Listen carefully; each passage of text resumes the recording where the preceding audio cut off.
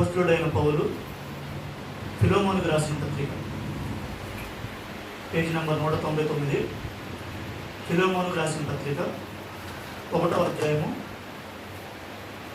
8 నుండి 22 వచనము చదువుతున్నాం.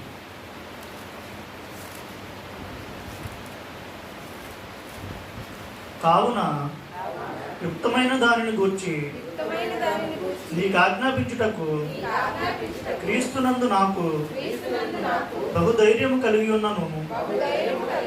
వృద్ధుడను, ఇప్పుడు క్రీస్తు యేసు ఖైదీనైయున్న పౌలను నేను ప్రేమను బట్టి వేడుకొనుట మరి మంచిదనుకొని నా బంధకములలో నేను కనిన నా కుమారుడగు ఒనేసిము కోసరము నిన్ను వేడుకొనుచున్నాను.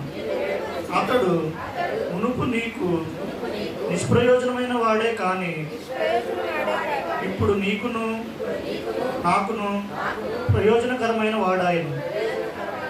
నా ప్రాణము వంటి వాడైన అతనిని నీ యొద్దకు తిరిగి పంపి ఉన్నాను.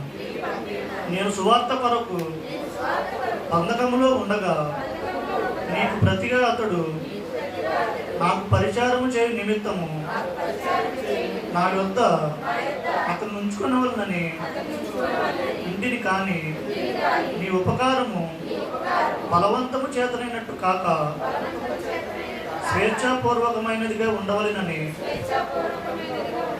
నీ సమ్మతి లేక ఏమీ చేయుటకు నాకు ఇష్టం లేదు.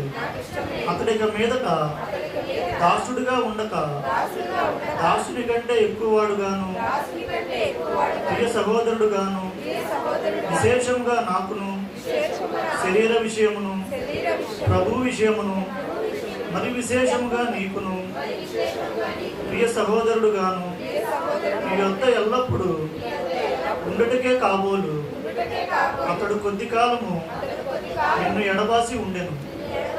కాబట్టి నీవు నన్ను నీతో పాలువానిగా ఎంచిన ఎడల నన్ను చేర్చుకున్నట్టు అతన్ని చేర్చుకును.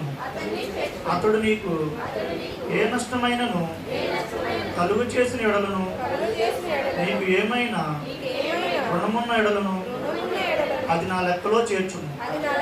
పౌలను నేను నా స్వహస్తముతో ఈ మాట వ్రాయుచున్నాను, అది నేనే తీర్తును. అయినను నీ ఆత్మ విషయంలో నీవే నాకు రుణపడి ఉన్నావని